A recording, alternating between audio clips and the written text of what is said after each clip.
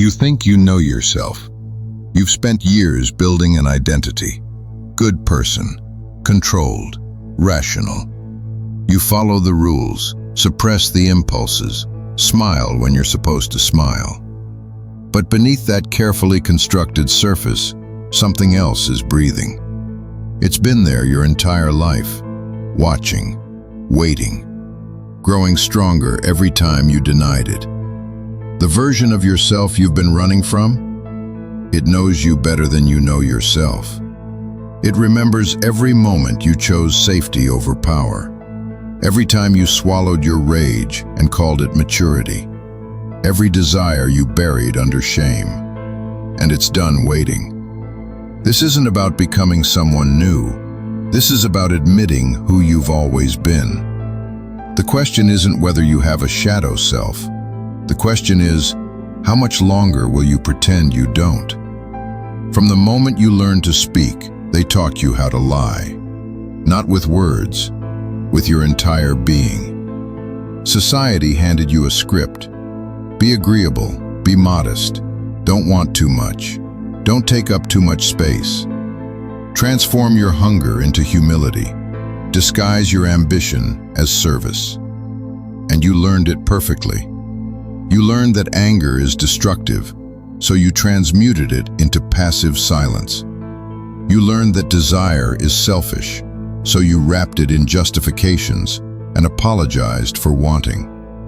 You learned that power is dangerous, so you made yourself small and called it virtue. The mask became so familiar, you forgot you were wearing it. But here's what they didn't tell you. The traits you suppressed weren't flaws. They were fuel. Raw, primal energy that could have forged you into something undeniable. Instead, you gave it away. To employers who don't value you. To relationships that drain you. To a version of morality that asks you to be weak so others can feel safe. You were told this was enlightenment. This was being good. This was evolution. It was castration. And somewhere deep inside, a part of you knows it. That's why you feel that constant gnawing emptiness. That's why nothing satisfies you anymore. That's why you're watching this right now, hoping someone will give you permission to stop pretending. The person you show the world isn't you. It's a hostage negotiation between who you are and who you're afraid to become. But the buried doesn't stay buried. Every suppressed impulse, every swallowed truth, every denied desire, they don't disappear. They descend into the basement of your psyche, where they ferment and mutate and gain strength in the darkness. You felt it surfacing, in moments of unexpected rage over small things, in fantasies you're ashamed to admit, in the sudden violent thought that flashes through your mind and disappears before you can acknowledge it. These aren't intrusions, they're messages. Your shadow self is pushing through the cracks in your carefully maintained facade, reminding you that you can't outrun your own nature. You dream of scenarios where you don't have to be polite, where you can speak the truth that would destroy the room, where you take what you want without asking permission or offering explanations. And then you wake up and you bury it again. You tell yourself those thoughts don't represent who you really are. But what if they do? What if the version of you that emerges when the restraints are removed is more authentic than the performance you've perfected? Don't drift now. This is the part your ego doesn't want you to hear. The part that threatens the comfortable lie you've been living. You're at war with yourself. Every day is a battle between who you've been told to be and who you actually are. Between the sanitized version you present and the raw force that wants to break free. And it's exhausting. That exhaustion you feel? It's not from working too hard or not sleeping enough. It's from the constant energy it takes to suppress your own nature, to edit yourself in real time, to be the person everyone expects instead of the person you could become. This is ego death approaching. Not the spiritual bypassing kind where you pretend to transcend desire. The real kind, where the false self you've constructed begins to crumble because it can no longer contain what's rising underneath. It feels like falling apart, like losing your mind, like you don't recognize yourself anymore. Good. That discomfort is proof of transformation. The weak version of you, the one built on approval and fear, has to die. Not metaphorically, psychologically, completely. Because you can't become who you're meant to be while still protecting who you used to be. The person you've been is a cocoon, and what's inside is done waiting. You feel the tension between them. The old self is clinging desperately to control. The emerging self demanding space to breathe. Both can't exist in the same body. One must surrender, and the one you choose will determine everything that comes after. Here's what no one tells you about transformation. It requires destruction first. Not destruction of others, not burning down your life in some dramatic gesture. The destruction of illusions, the death of who you pretended to be. And that process is agony, because you've invested everything in the false self. Your relationships were built around it. Your career was constructed to support it. Your entire identity was wrapped up in being that person. Now you have to let it die. This is alchemy, taking the raw, dark materials you've been taught to reject and transmuting them into power. Not power over others, power over yourself. The ability to act from authentic will rather than conditioned response. Your aggression? Channel it into relentless pursuit of what you actually want. Your rage? Let it burn away everything that doesn't serve your evolution. Your hunger? Feed it with worthy challenges instead of numbing it with distractions. The traits you were taught to fear are the exact ones you need to become dangerous in the best possible way. Dangerous to mediocrity, dangerous to limitation, dangerous to anyone who profits from your powerlessness. But first, you have to stop judging them as evil. Darkness isn't the opposite of light. It's the raw material light emerges from. Your shadow isn't your enemy.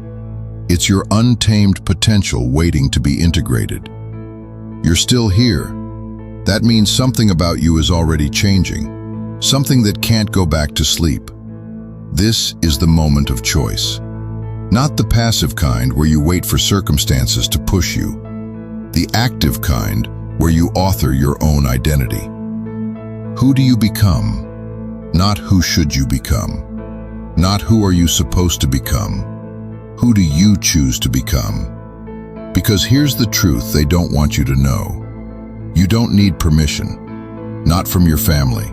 Not from your friends, not from society, not from the version of morality designed to keep you compliant. You need only to decide, and then align every action with that decision until the gap between who you are and who you're becoming closes. This is self-authorship, writing your own operating system instead of running someone else's code. Building your identity from the ground up using materials that are actually yours.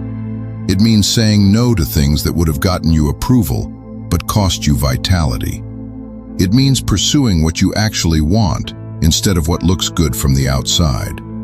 It means becoming someone you respect, instead of someone others find comfortable. The power you've been searching for in books, in gurus, in systems and strategies, it was always inside you. Buried under layers of conditioning and fear. And the moment you stop asking for permission to claim it is the moment everything changes. You become the person who doesn't need validation because you've validated yourself. Who doesn't need approval because you've approved of your own choices. Who doesn't need saving because you've saved yourself. This is freedom. Not the kind where you do whatever you want. The kind where you become who you actually are, without apology or explanation. Look at it now. The version of yourself you've been running from. The one with all the qualities you were taught to suppress. The desires you were told were shameful.